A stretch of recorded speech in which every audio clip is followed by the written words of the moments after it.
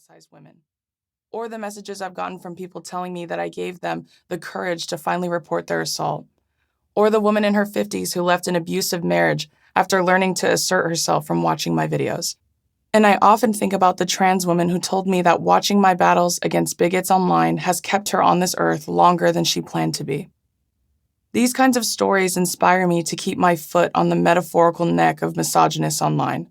If my dragging the assorted alpha males, gym bros, and hypermasculine podcast hosts of TikTok was what it took for my audience to find their voice, then I would be honored to take the wrath of millions of terrible men over and over again, every single time.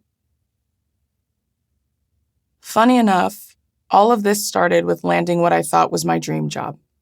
I'd set my heart on working in sports entertainment ever since I was a kid, watching my dad during his run with the Arizona Cardinals with my mom and big sister Dason. As a proud Samoan, I found that professional football was the only stage I could reliably look to growing up for representation in the media. Seriously, you can look it up.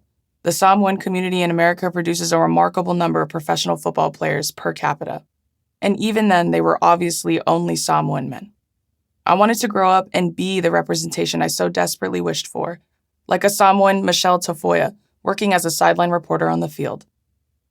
After I graduated from college with degrees in communications and sports journalism, it took 2 years of constantly applying for jobs and 8 rounds of interviews for 2 separate roles before I finally landed the entry-level position that would get my foot in the door. In the spring of 2019, I was hired by the organization of my dreams as part of a grassroots initiative to boost female football fans' participation on their social media. Did the job include health insurance or any benefits? No. Was it technically classified as part-time, though I had to sometimes come in 5 days a week and weekends too? Yes. But did I care? No. I was convinced that all of this was part of the experience of being at the bottom of the corporate ladder, and I was willing, even eager, to pay my dues.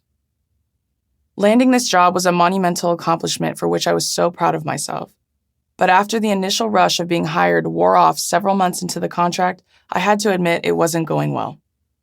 They almost never wanted to listen to, much less use, my ideas.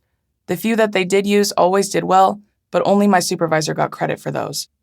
I was driving 2.5 hours each way from my house to the company's headquarters for what was supposed to be my dream job, but I was miserable.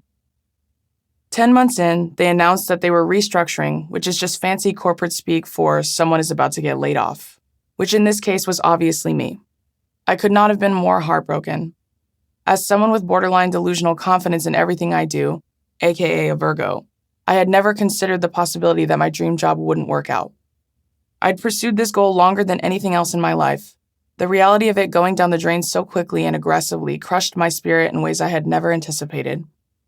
I know now that who I am and what I do should never be conflated, but at the time I thought that failing to succeed in a system literally designed to be hostile to young women, and especially young women of color, somehow meant that I had failed as a person. On the other hand, my family and my boyfriend, Peely, all of whom were self-employed and healthily skeptical of the company during my time there, were thrilled for me. Everyone was in agreement that this was a reason to celebrate. When I initially called my dad after it happened, he said, verbatim, "Congratulations." My mom said, "This is the best thing that has ever happened to you." Although they empathized with me, none of them pitied me for even a second because they were completely convinced that this failure would not define me. It wouldn't even leave a scratch. To be honest, I thought they were all out of their minds because, hello, I'd just lost my dream job. But it turns out they were completely right. But first, the world shut down. We all know what happened in the spring of 2020 when the coronavirus hit and we all had to be confined to our homes.